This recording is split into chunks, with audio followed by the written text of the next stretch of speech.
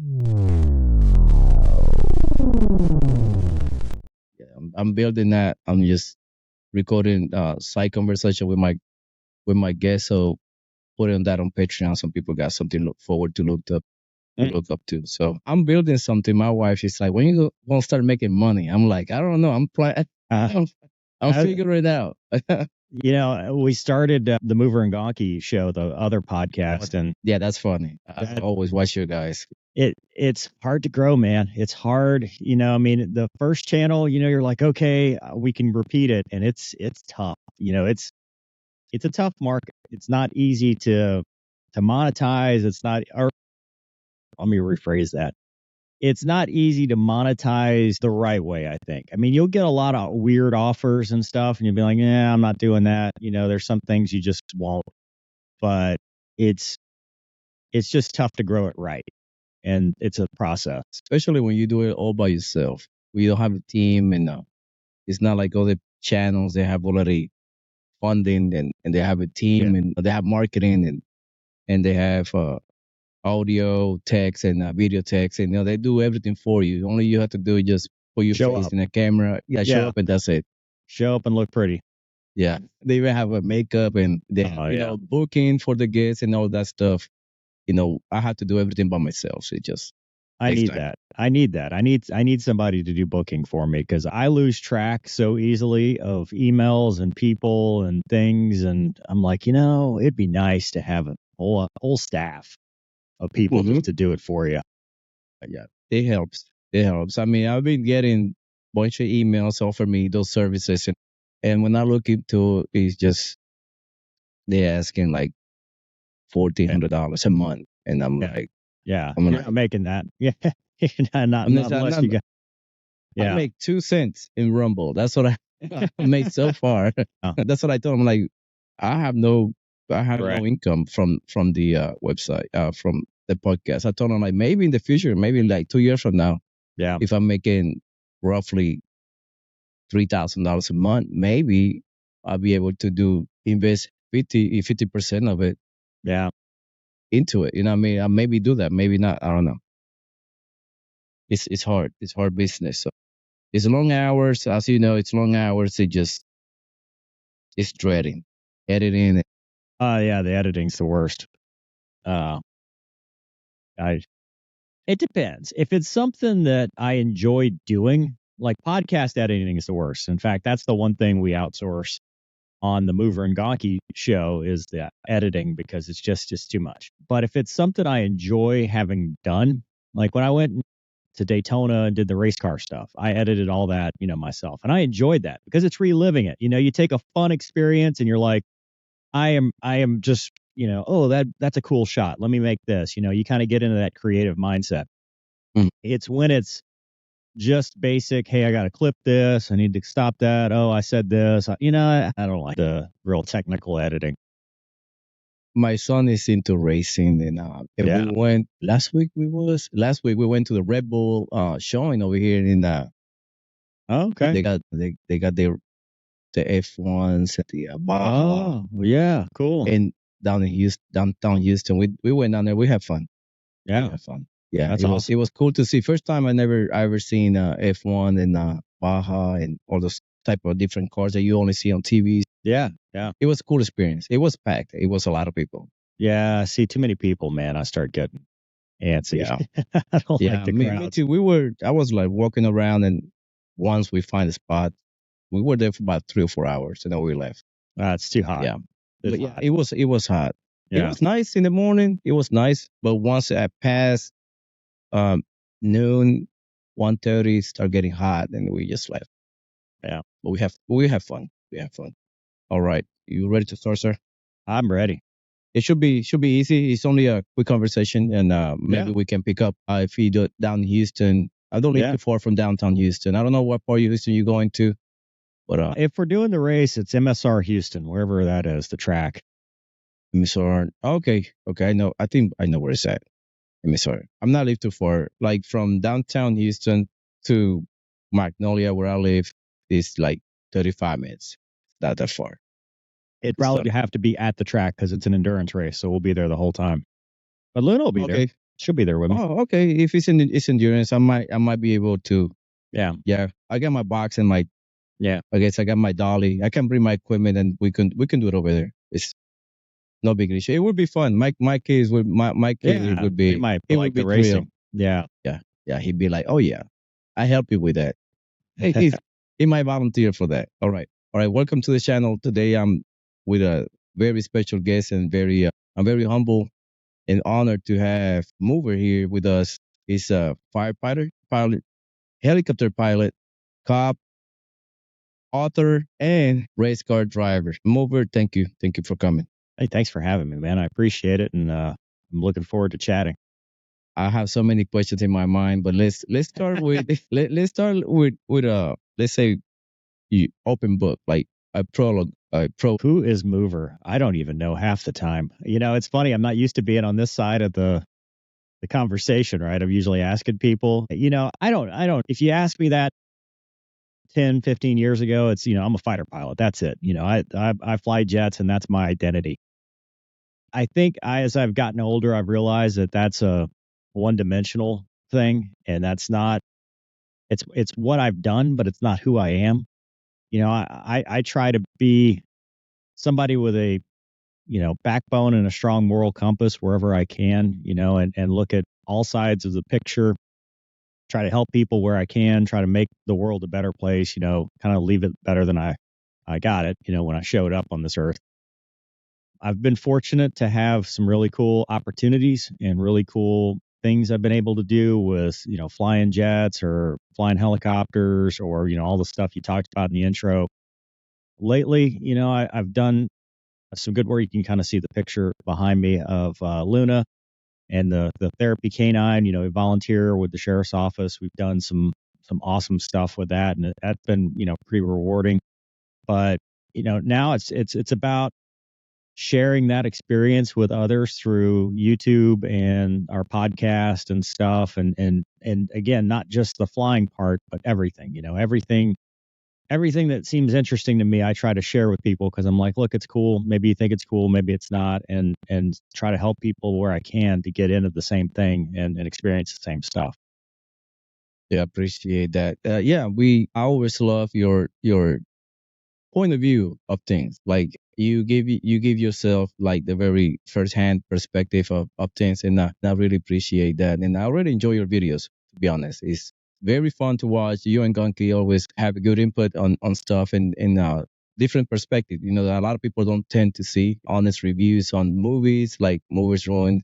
Yeah, movies. So it is fun to watch. Let's talk about your books. You have written over 12 books so far, I believe. Yeah, something like on that. your Spectre series. Yeah. Where the passion for writing was born? A lot of stuff comes from loss. I was always a creative type as a kid. And when my mom died, I was 12 years old, and I wrote as an outlet. I actually wrote I call it the first book. It was like a novella. It had just under 40,000 words, which I think is like the cutoff for what a novel actually is, or used to be. And I wrote that book, and it was kind of like when you're a kid, even as a preteen or a teenager, loss happens, and it's very hard to wrap your mind around it. It's hard to create a villain, right? My mom died of an aneurysm. Who's the villain in that story? How do you create that? Well, when you're a creative, you build that. You build that villain, you build that storyline, you want to blame somebody. And I created a fictional story that, wasn't really related to that, but it was a good outlet.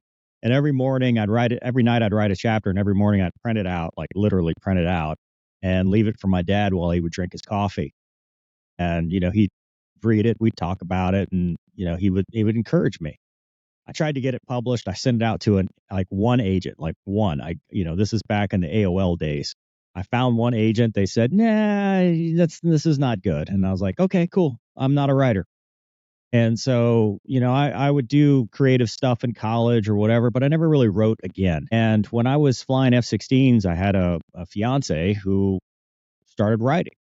That was her thing. She wanted to write a fictional story. She was an F-16 pilot, and she wanted to write a fictional story about F-16s. And so she's sitting there writing, and I had just gotten back from a deployment. And I'm like, oh, and she'd gotten me into Vince Glenn novels because I wasn't really much of a reader until that point. And so I was like, I could probably try my hand at this. And so we're sitting on the couch, and she's writing her chapters and writing mine. And I wrote 5 chapters, and we broke up, and life happens, and I ended up moving to New Orleans. And then when I moved to New Orleans to fly the Hornet, I had a time period of about a month where I had no job, nothing. I'm like, I'm going to, continue this novel. I don't have anything better to do. And my friend Doug, who is kind of my editor, and, he's a producer on the show now, and, a good friend of mine, he kind of took the place of my dad because, my dad had passed away, and well, at this time he hadn't yet, but he kind of was there reading the chapters and stuff. And he's like, hey, as long as you don't lose it in the third act, you're good. And I was like, okay, because that's his response. It depends on how it was written. And so I wrote that first book and spent a whole lot of time editing, and then sent it out to publishers. Same thing. I sent it out to 4 or 5 this time instead of 1. And the response I got back was thanks, but no thanks, because the publishing industry is such a gatekeeper. They want to be the ones that control the content, control the narrative, just like traditional media versus YouTube. And I didn't have the patience for it. I was like, no, this book is, this needs to be out there. This needs to be out there. So I self-published, and I'm glad I did, because, that my dad, so I wrote that book and published it in September of 2013, and my dad died not too long after, November of 2013.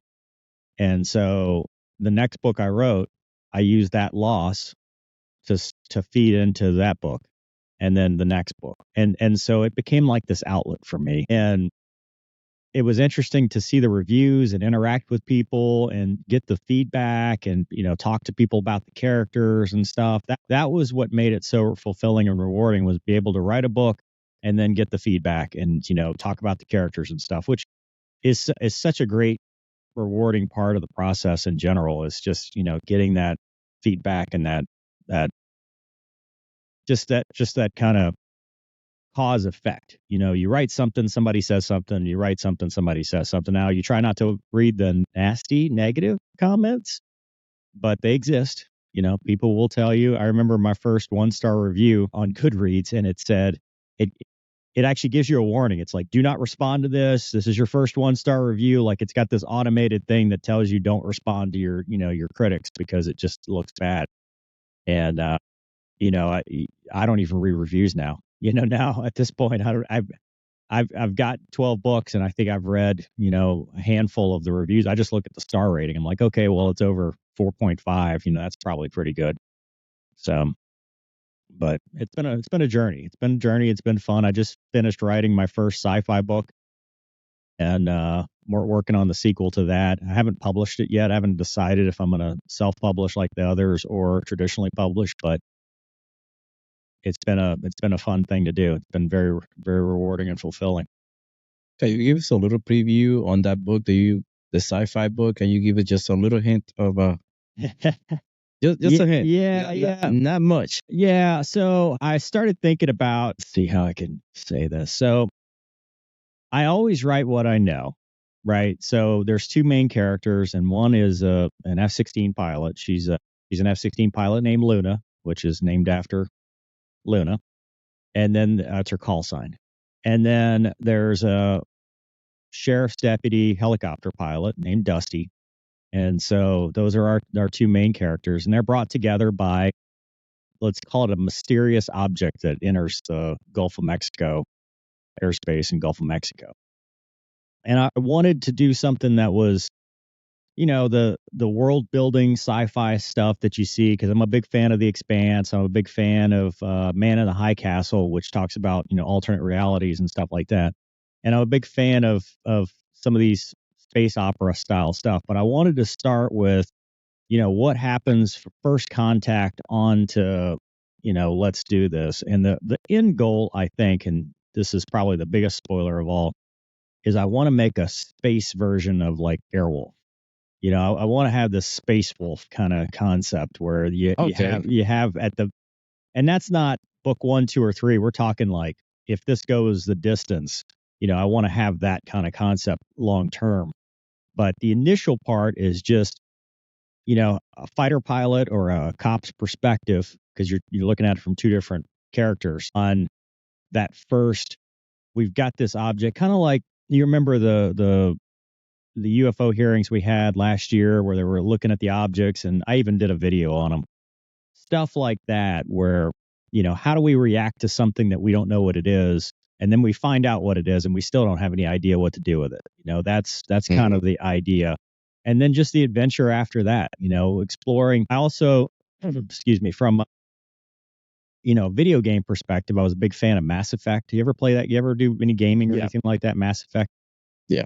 One of the inspirations, I guess, and one of the things I've always thought was cool in concept was dead civilizations.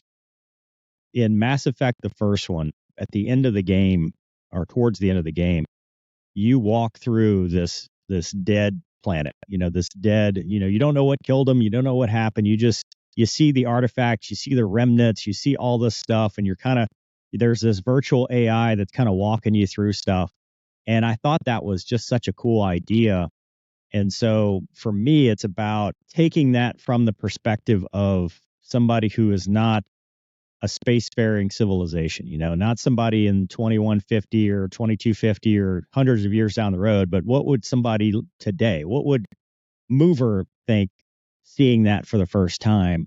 And how would we try to harness such technologies? Would we be afraid of it? Would we move on? All that stuff. So it's an interesting idea to me. I don't know if it's any good. We'll see. But I just wanted to do something different and branch out. That sounds, for me, sounds cool. So I like all that traveling, up to space and timeline continuum, all the stuff. I'm into this. Yeah, and the thing my twist on it, I guess, is I write. If you've read any of the other books, I'm big on action, short chapters, plot twists, and the conspiracy thriller side of stuff. So that's in there too. So it's like taking a space thing and going, okay, we've got this big overarching problem, but we've also got the conspiracies, the different factions trying to fight each other, the threats from the spies and all that stuff. So that's all in there too. It's like taking a Spectre novel and put it in space. And but new characters, none of the characters transfer over, which has kind of annoyed people because I've been working on that at the expense of, I left the last Shepard book on this big cliffhanger. And so, people, what do you mean? The epilogue was, it had this big thing and where is that? And I'm like, yeah, I'll get to it eventually. One day, maybe. Yeah, people like multiverse and yeah. That's new. That's new now. It's like different universe and everything's colliding. It's like every story is colliding now. Well, that's what I did with Alex Shepard, because I wrote Alex Shepard as a reattack on the idea of publishing. Because as I went down this publishing journey, I self-published first couple books, and I'm like, hey, maybe I'll try this traditional publishing thing to see if that's a better way. As before I had YouTube and all that, and they were like, it's like a scarlet letter. If you self-publish, a publisher won't touch it. They won't touch what's self-published. At least this is what they were telling me. I'm not sure that's even true anymore. And so I was like, well, I'm going to write something that's legit. Day one, day zero, doesn't have any relationship to the other books. It's just its own thing. And I wrote that one, the Alex Shepard series, Absolute Vengeance, because I was in the field training program as a cop, just finished the academy and all that stuff. And I had these ideas that were related to it. I'm like, well, what if, because that's what writing is. Writing is you take, something that might be 10% true, and then you what if it out into, the fantastic. And that's what I did. I took a scenario that I had when I was in the field training program where I was riding with my FTO. I was maybe phase 1, and we got a call that a local school, there was somebody out there shooting guns, like near the school. And he called 911. He actually called 911 and said that he was tired of the goblins and ghouls and ghosts, and he was shooting at them. And so, we all butt over there. lights and sirens, get to the school, lock the school down. We're posted up. And then the guy takes off and they're pinging his phone to try to find him. And I remember my FTO was like, I'm driving, whatever. We're running code with lights and siren to where we think he is. And I just remember sitting in the passenger seat going, holy crap, this is like a movie. This doesn't even feel real. Because, we're on the interstate, two 18-wheelers side by side. Our 2 units are going around on both shoulders to get around these cars with, 100 miles an hour to try to get this guy. And that became kind of the basis for it, because I was like, man, what's the most horrific thing you can think of a terror attack? And I said it would involve school threat. It would involve something with schools and school buses and stuff. And at the time, the whole Syria ISIS thing was kind of prevalent in the news. And I said, well, if you couldn't get revenge on the people that did it, what would be the next best thing? And that was you'd go there, you go want to fight. And the idea with that book was you show up and you realize that you can't win a forever war. There's no vengeance when you are fighting, a concept, an idea. It's one thing if you're fighting a person and you can put a name to it, but if you're fighting an idea, which is what terrorism is, Mm-hmm. you cut off the head, 10 more pop up. It never ends. That's what Alex Shepard was. It was that idea from the cop stuff, and then taking a cop, throwing him in the Middle East, and then he gets there and he realizes that these people are also losing their families, because he thinks he's the only one, right? He loses his family and his daughter in a terror attack, and then goes to the Middle East, and holy crap, well, guess what? So have they. You're not the entitled American that you think you are, because these people have been fighting this war for hundreds of years. So. And that's why it even starts, before you embark on a journey of revenge, dig 2 graves. And it wasn't until I published it that book fed into the Beggar series, because then I self-published it.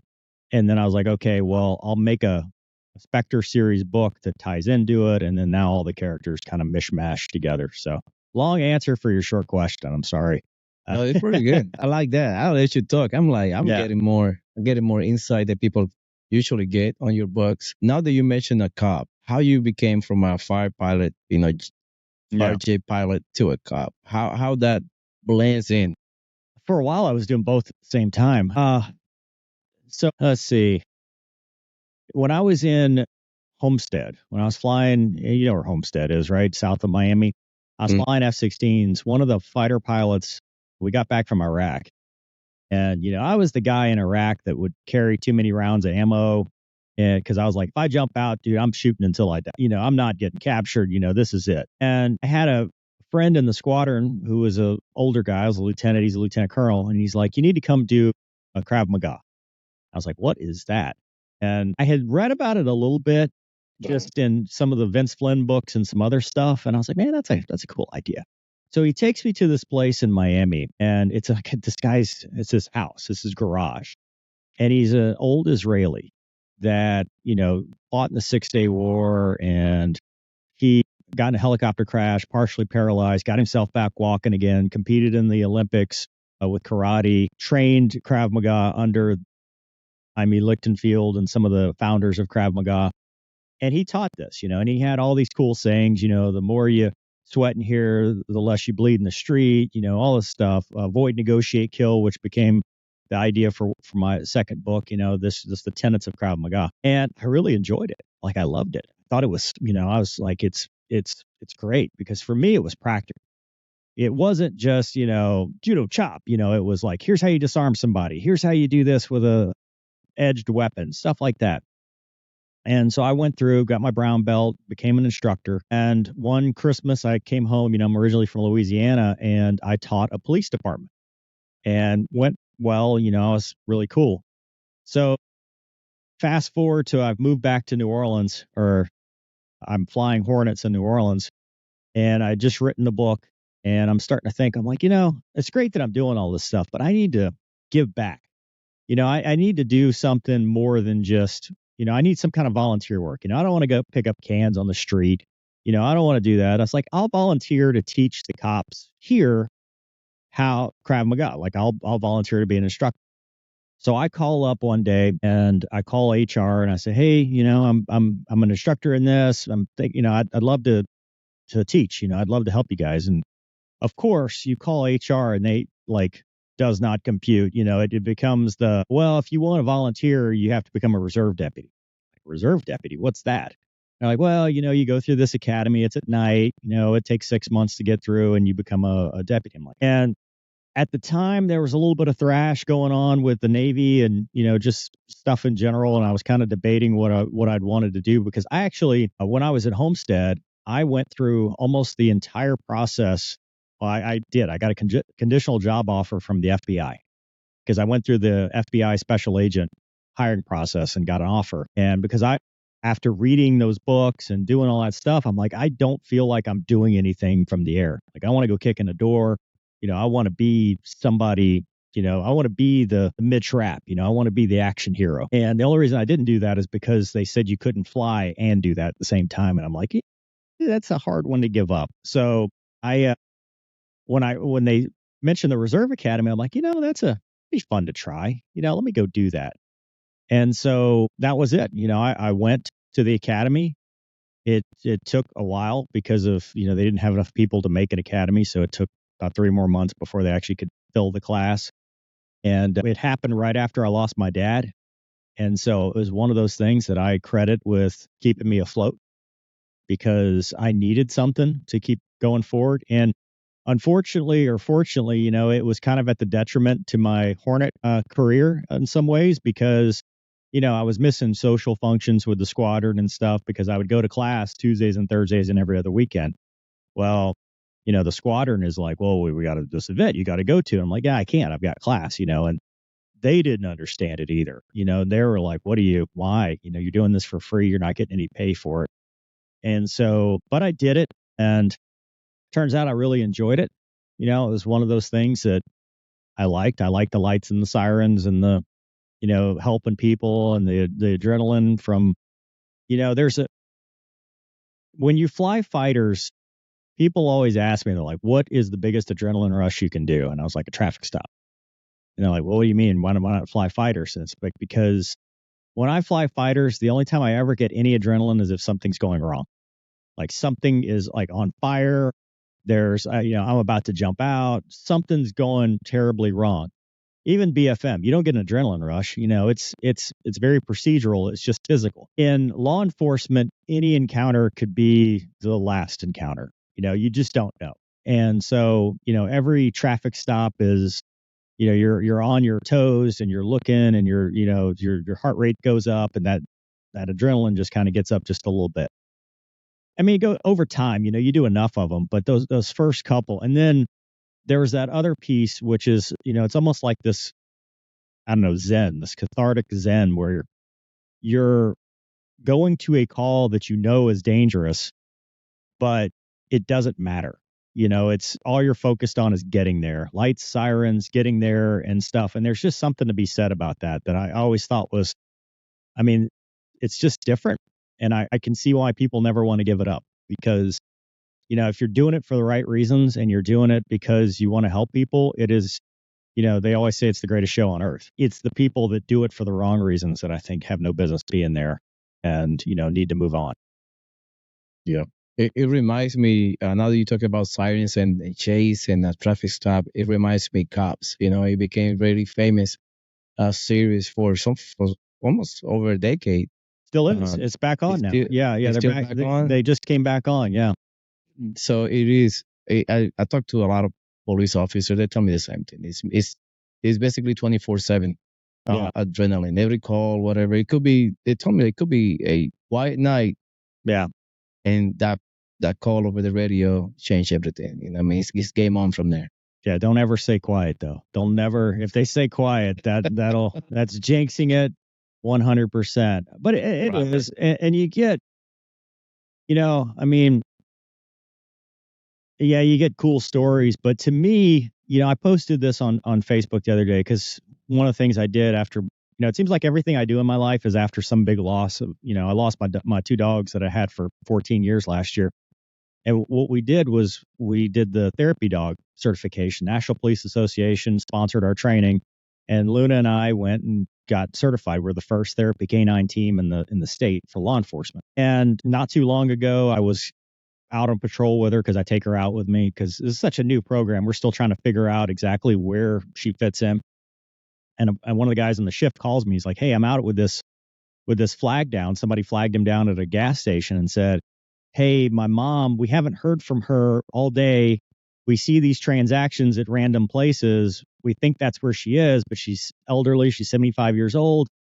Can you go find her and check on her?'" And he calls me. He's like, "Hey, are you still on, this side of town?" And I said, "Yeah." He's like, "Hey, can you go to this gas station and, see if you can make contact with her?" So I go out and I see the car that matches the description leaving the gas station. So I catch up with her, turn the lights on, do a traffic stop. And I get out and she is just like bawling. I mean, this poor older lady is just having the worst day of her life. And what had happened was she was going to a shoe store and waiting for it to open. And she's on her phone and Pandora is giving her trouble. And she's like, "I'm just going to disable Pandora. I don't like this anymore." And it won't work. So she Googles the customer service for Apple Care. The first number she finds happens to be the scammer's phone number. She calls and they say, "Yes, ma'am, it looks like your account's been hacked, but we can fix it. We just need you to go to these places and buy gift cards and give us the gift cards and we'll refund your account." So she had been, by the time I had gotten to her, she'd been doing this for over 7 hours. She had lost $11,000 and she was completely distraught. She hadn't been able to go to the bathroom. They were telling her, "Don't call your family or else it's going to get worse." They put a keylogger. They made her download this keylogger onto her phone. And she was just completely distraught. And, I'm talking to her, and as she's starting to realize she's been scammed, because I'm like, "No, ma'am, that's not normal. No, ma'am, that's not good." I said, "Look, you're not okay to drive. Why don't you put the car in park?" I said, "Do you like dogs?" And she's like, "Yeah, I was on the way, to go get my dogs." I said, "Do you want to pet mine? I got a therapy canine in the back. You want to pet her?" And she's like, "Oh, yeah, I'd love that." So I get her out while I'm trying to figure out what we're going to do and open the door. She starts petting Luna and her demeanor just flips. She goes from like completely distraught, completely like almost hysterical to just calm. And she realizes it's bad, but now the world's not ending anymore. And I said, "Hey, do you think you can drive now?" And she's like, "Oh yeah, I can drive." I said, "Tell you what, go back home, call us back. We'll worry about the other stuff. I just want you to be safe," because I was going to follow her home, but she had to go pick up her dogs at the vet and, that wasn't going to work. And she's like, "Okay." So for me, and that was the first criminal patrol usage of Luna like ever. And for me, being able to be there for somebody on their worst day and make it just a little bit better is what makes the difference. It's what's worth it. That to me is that change that, people ask me why I do it because they're like, "Well, I mean, you do it for free. Why would you do that?" And it's like, well, for moments like that, for the ability to be there for somebody. Because to me, if you have the ability to help somebody, I think you have a moral obligation to at least try.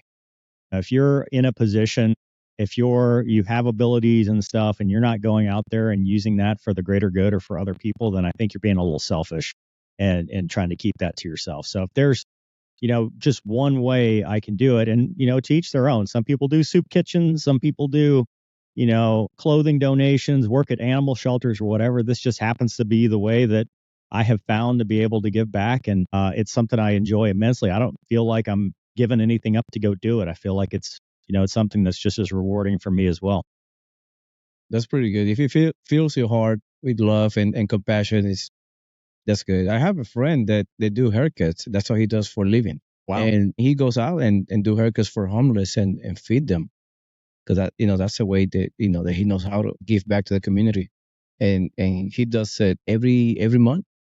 Wow. Yeah. He goes out and do target a place and go there, do haircuts and feed them. Yeah. At the same time. So that's pretty good. I mean, it doesn't have to be anything major. If it's just something, to me, it's combining something that you think is enjoyable with something that can help somebody else. I mean, and that's whatever it is. It doesn't, there's no right answer. Just, just don't be in your shell. Don't keep your talents to yourself. You can do it from home too. I mean, there's a lot of stuff people can do and volunteer to do all the time to help others. So that's the only reason I think it's worth it. Now we jump into how you became a helicopter pilot, because that's like when I saw you, I was like, okay, he was a cop and a fire pilot. Now he became a helicopter, and I seen your videos on your journey. Yeah. So for those who are listening or watching, I will link everything down below so you can see the videos. Tell me how you thought about, hey, I will become a helicopter pilot for Airwolf. Yeah, it's easy. It's Airwolf. Airwolf. So Top Gun, now Airwolf. Airwolf, yeah. I mean, I watched Airwolf before I watched Top Gun. I didn't watch Top Gun until I was a teenager. So, it's funny. A lot of things happened in that summer of 2013. I'm writing my book, but I was watching, I think Airwolf was on Netflix at the time or one of the streaming services or whatever. And I was sitting there watching it going, well, I'd like to fly helicopters. And I was also watching this show called, it was on Nat Geo with the Combat Search and Rescue. In fact, I think that's what it was called, Combat Search and Rescue or something like that. It was the Pedros out of, in Iraq and Afghanistan and stuff like that. And I'm watching these guys. I'm like, hey, I'm not doing anything with my life. Look at these guys. They're going into, hot territories and stuff and rescuing people. And I just always liked helicopters, especially the Airwolf stuff. And I even looked it up at the time. I'm like, how much would it cost me? And it was ridiculous. It was like, 40, 50 grand and no way. And I was just like, it's not going to happen. So I kind of gave up on the idea. And then 2019, December, I was getting my medical renewed for the airline. And I was in the doctor's office, and he had this sign that said, you want to learn how to fly helicopters? Almost like a movie. It's like, you too. And it's got this picture of this Robinson R-22. And I'm looking at this little piece of crap going, But I took a picture of it. I'm like, you know what? Just in case, I'm going to take a picture. And COVID happened. COVID happened just like you were talking about before the show. COVID, you're kind of sitting around. You don't know what to do. And I was fortunate enough, the first couple months they gave them, the airline was given paid leaves. It wasn't, completely paid. I think it was like 50 hours a month or something, but it was still, for me, single dude, no expenses. It was awesome. And I was like, I need to do something with my time. I need to do something productive with this downtime. So I called the guy up. I'm like, hey, are you flying? He's like, oh yeah, I don't care about this stuff. I said, can I get my license? He's like, oh yeah. And so I went out there and tried it. Now, back it up a little bit, because what sparked that interest was this channel.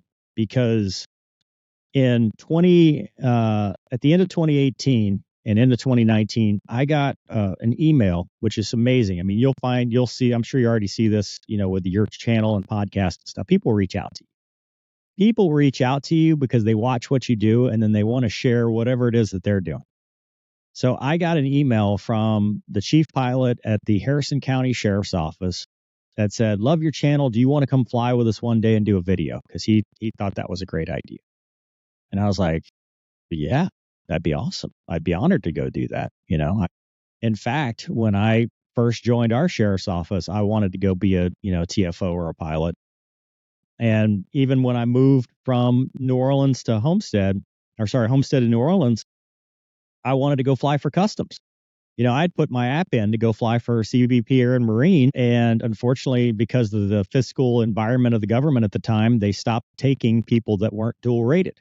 Because we had a guy in my squadron that he was like my hero, right? Because he would fly F-16s, and then he would go across the street and go fly A-Stars and Blackhawks and, the Dash 8 for customs. Like, he was flying both of them. And I'm like, dude, the stories he would tell, I'm like, this is like an action movie. This guy is awesome. Mm-hmm. And so I wanted to do that, and I wanted to do it in law enforcement. But, our agency here in St. Tammany, they weren't looking for the pilots. Or like, you got to have 1,000 hours. We can't send you to training or anything. And so I never could crack that nut. So I go with Harrison County, go fly with them, and like, man, this is pretty cool flying with the doors off. This is a little different. And then they invite me back because they wanted me to interview Stephanie, who's their former Black Hawk pilot. She's really cool. And she comes back and she's like, "You want to hover?" It's like, "Maybe." It's like, "I'm not sure." And she's like, "Okay, we'll try it." And I hovered the thing, and I was like, "This is awesome. It's like flying formation." It's what it reminds me of. It's really cool. Mm-hmm. So that kind of put that in the back of my mind, like, this is possible. So then at the end of that year, when I see that ad on here, here's how you get, here's somebody renting a helicopter and an instructor. And then a couple months later, COVID happens. I'm like, yeah, I'm going to go do this. If I go get my license, maybe I can go fly a sheriff's office helicopter. So I got my license, and, you've seen the drama with that. It wasn't exactly a direct route. And I couldn't use the GI Bill because nobody around here would use it. So it was either go somewhere for a couple weeks, which I hate, stay in a hotel, which is hard with dogs, or, pay out of pocket. And I decided, driving to the airport is much more desirable. So it took several years to get up to my commercial. And I guess you'll be the first one I can officially say, but I'm flying now part-time with Harrison County. So I actually started flying for them part-time as well. So I haven't flown much with them yet because weather's been bad, but I'm still in the checkout phase of that. But yeah, flying the OH-58 has been cool. And so I actually have come full circle from they invited me out to go do a video to now I've got a commission with them. That's crazy. A couple of years later, you went as a guest, and now you're part of the team. That's pretty cool. Sometimes that's the way it works, man. Just being available for opportunities. Yeah.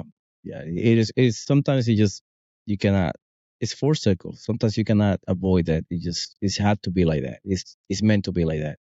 So now we are going back to your military, because I know you were a Navy pilot first. No, Air Force. Air Force. I did. Air Force I was we call them baby reserve, guard baby, reserve baby, whatever. I started in Air Force Reserve and then moved on to the Navy Reserve and then went back to the Air Force Reserve, which I'm still doing presently. So you're still flying? No, I'm not flying. I'm not flying anymore? Just a desk jockey now, just getting to the end of my career. But I mean, I guess I could still fly. I've still got aeronautical orders and current medical, but I'm currently in a non-flying position. Okay. See, how long you been flying F-16s and F-18s? When you start flying those jets? So I commissioned in 2006 and started flying the F-16 in 2008, finished flying in 2012, and then started flying the F-18 right after that till 2016. Had a 2-year break where I was waiting to transfer and took another desk job, and then flew T-38s from 2018 to 2022 when the squadron shut down. And then since 2022, I've been doing desk duty in the reserves. I will ask you one of the questions. I went to the Discord a couple of days ago, and I told my friends at the DCS squadron, they're like, "Hey, I'm going to interview Mover. Do you have any questions?" And nobody came up with the questions. They throw me silly questions. I'm like, I'm not asking that. Was it the why does Mover hate DCS? I keep getting that for some reason. Tim Davies started that rumor. Really? Which is not true, by the way. That is not true. I do not hate DCS. I don't do a lot of DCS content just because anything in VR and even iRacing is such a pain to set up, record, all that stuff. It's a pain to do. It's fun to do, but I don't do it just for funsies. So I only do it if I'm making content, making a video, making something. So if not, I just don't do it. It's not that I have anything against, any of those games or whatever. Yeah, DCS is cool. I sometimes I fly. I do fly at night when I finish my editing and stuff like that. I might jump in for an hour or two, and it just because it's crazy. People don't believe it, but like when you fly in DCS, I know it's simulator, but you forget stuff. Yeah, it's like a perishable skills. You forget stuff. I didn't flew for almost. Sometimes when I moved to Houston, I didn't flew for about 8 months. And when I got into it, it was like Oh yeah, trying starting to figure over. out. Yeah, Start over. So it took me months after that. So yeah. one question that I got for you: how realistic is the F-16 in real life in compared to the F-16 on DCS? I know it's in different blocks, but Yeah. in general, are they very one to one, or they're not accurate The enough? F-16 in real life is pretty realistic. It's just uh no, yeah, that's a tough one, man. So there's stuff that's very accurate. There's stuff that you're like, the if you put VR on and you sit in the cockpit, you're like, man, I cannot tell that I'm not. Like I find myself reaching up, wanting to hit buttons and stuff like that. Like that part, the visuals are amazing. Systems wise, it's hard to say from an avionics perspective because the F-16 has different blocks. It has different either SKUs or the MMC or whatever. Like there's so many different software packages. Like I flew a Block 30 SKU 7 mostly, 7.1. That doesn't look anything like an MMC jet. I did fly the MMC jet, which is the Block 42, but the version that I flew was newer than the version that's in DCS. But then DCS, a lot of their stuff comes from the Hellenic Air Force because that's open source. That's what they, because you got to think DCS, export control laws, ITAR, they're limited to what they can find open source, right? If I go tell like WAGs, which they're all very receptive stuff, but if I go tell WAGs, hey, dude, that's not how it works, he's going to turn around and say, okay, well, show me in the book. Because he can't go and just willy-nilly change something without being able to point to where they got it legally and open source because nobody wants to go to jail, which is 100% valid. So there's that piece to it. So it's hard to compare it. There's also the point that even when I was flying the F-16, the sim never was 100% to the aircraft because you cannot simulate the variables of real life, like the bumps and because you're not getting enough data points in a sim because you need so much processing power. I was a sim tech, by the way. I was a field engineer for Lockheed Martin before I went to pilot training, and I ran an A-10 sim. And, you've got all these computers and processing and stuff like that, and it's kind of close, but it's never going to be a one-for-one. Like there's not enough processing power to do that. Is it pretty good? Absolutely. I mean, the jet performs. I think I just did Falcon BMS the other day, and I think Falcon BMS does a little bit better job of the raw performance, like, onset rate for 9Gs, holding 9Gs, thrust to weight, all that stuff. I think Falcon BMS did a little bit better job of that, but the difference is like it's small. It's not like one is an arcade game and one is a simulator. It's like two simulators and one's just a little bit better than the other for that part. DCS, on the other hand, I think it does a very good job of replicating, just dogfighting stuff. Every time I've ever played it versus AI or real things, it looked like I expected it to look. Jets were what they look like at certain ranges. They were where I expected them to be, all that stuff. So it gets it pretty good, but it's not, you're talking an off the shelf video game. You're not talking a commercial grade simulator. And even then, I go back to commercial grade simulators don't get it right either. That's why we talk about simisms. That's why we don't, like, in the real world, you could practice BFM to dogfighting, basic fighter maneuvers, to just practice setups, but you would never do it to replace being in the aircraft because there's stuff that I don't know because all I know is feel. And you lose all that when you're playing at your desk, right? Because same thing with race cars. Like I can go on a road course and do real well and probably get good lap times compared to somebody else in the same car.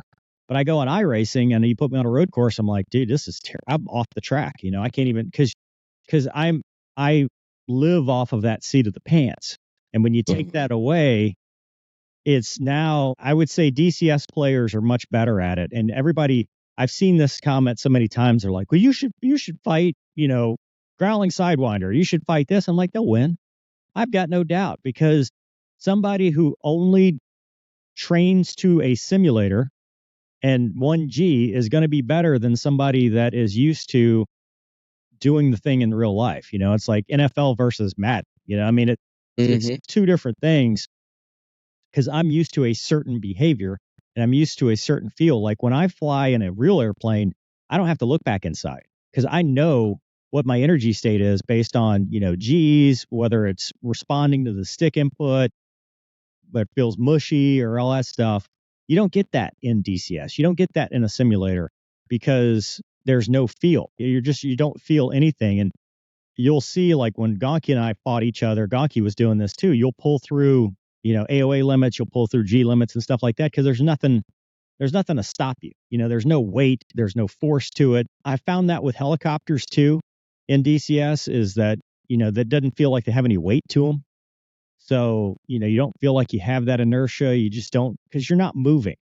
And helicopter pilots, especially, it's 100% seat of the pants. Like, your 2-stage pull-up is based on what your butt tells you. Am I starting to yaw a little bit? Am I starting to pick up? Do I feel light in the seat? All that stuff is based on feels. 100% a sim guy or girl that is proficient, used to it, is going to do better, because what are they going to do? They're going to do the instrument cross-check. They're going to do the stuff that we tell people not to do, which is they're going to stare at their airspeed. They're going to stare at, AOA. They're going to, look out momentarily. And a lot of them don't use VR either, which, even VR, I think, simulates dogfighting better, because you get that neck strain. You get that, here's where I need to look. People that are using track IR, I mean, you're playing this on easy mode, because you can look between your tails. You just look off a little bit. It's different. It's like it's cheating. Yeah. I don't know I wouldn't say it's cheating, because it's a video game and it doesn't matter. But as far as, like, if you want as real as it gets, you need to be in a centrifuge. You can't be in a centrifuge, right? Because you're not going to be pulling 9Gs. Okay, well, what's the next best thing? You'd probably need a motion cockpit and VR, because when you look, you need that weight on your head, because that is the part that's why I have 2 herniated discs. I have herniated discs in my neck because of pulling G's and looking around. It's just part of the game. So, because you're not going to be doing this and leaning forward at 9Gs. You can try it. I did it. It hurts. I tore 2 tendons in my neck doing it. But, is it fun? Hell yeah. The graphics look awesome. Is it flying like an F-16 for the most part? Yeah, I would say so. I would say it's a fairly accurate representation. Is there some stuff that's not right? Yeah. But is there stuff that's classified that's never going to be right? Absolutely. And I think people get mad about it. They get mad at me because I won't do any BVR stuff, beyond visual range. I will not do anything that involves slinging missiles for any distance. And that is because it is all still classified. And I won't do it. Not for a video game. Yeah, not for any reason. I mean, there's no reason to. And it's so funny, because the problem I have is the community can be very, very toxic. And instead of saying, hey, dude, you're a subject matter expert, you've done this in real life, what do you think? They will tell you you're wrong. And it's like, well, why'd you ask? Why even show up if you're just going to sit there and tell me that I'm wrong? I've got 1,000 hours. How about you? Right. Absolutely.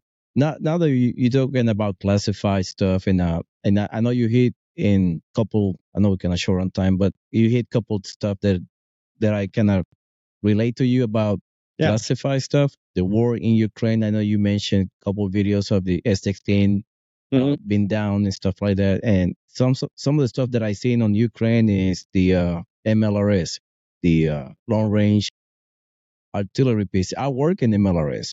Okay. So when they're talking about limits, I know their limits. Because, and they're like, oh, they can reach about 100 miles. I'm like, sure. Yeah. Because it's still classified. Right. But if people don't understand, I tell people, like, hey, whatever you read in the news is far from reality. Right. And that, that's what I found is with articles and stuff, if they'll take something that you're an expert in and get it that wrong, what else are they getting wrong? right? Like if you see an article and they're saying something about, this, and you're like, dude, that's not even close. Right. What else are they getting wrong? But the thing is, 10 years, $10,000 is the typical per offense when you talk about classified stuff. And I know this because I was a security manager. I was responsible for this within the squadron. I take it very seriously. And when it comes to a video game or a video and stuff, it's not worth it. Like, what difference does it make if I go out and fly BFM guns only or go do a 2V BVR engagement? What's that going to do? Maybe 100,000 views? Okay, well, that 100,000 views is not going to pay my legal fees, court costs, bail, all that stuff, and reputation. You don't want to be that person that's been entrusted with your nation's secrets just for personal gain to do that. So I try to be as careful as I can. I'm obviously not a perfect person. I'm sure it's possible that I could make a mistake, but my going in game plan is to be as cognizant, careful as I possibly can. And when it comes to showing off for DCS, it's just not worth it because there's nothing to gain out. And it's funny because I have seen people with their interpretations of stuff that I know is classified. I'm like, okay, well, at least they don't know that. And then it's wrong. And, the system works, we're adequately protecting the system and, or whatever. But yeah, I just don't feel comfortable with it. Yeah, I feel your pain because people don't get it. They don't understand the implications of. Yeah. Let's say I make a comment on whatever channel of news, and I make a comment about the MLRS capabilities. X ammunition can go X amount of distance, Right. or whatever.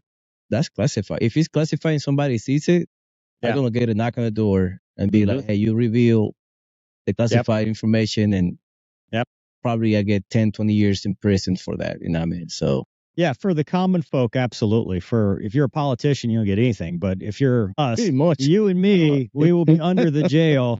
But CMJ, they're gonna throw the book at us quick in a heartbeat. They will come right after us. But again, with a game like DCS, I mean, for me, it's not worth even trying because there's so much stuff that you just do instinctively, just out of habit. And you don't want that to get out, because I have seen people observing every little thing you do. And they're like, well, hey, how come he was at this speed here? How come you were at this speed here? Why were you doing that here? Because they're very smart. The people that do this, and it may not be their fault. It may be, an unintentional release because I go do something in DCS and a commenter says, hey, I noticed you did this. That is the validation. It's not so much, it's the putting the pieces together that becomes an operational security nightmare.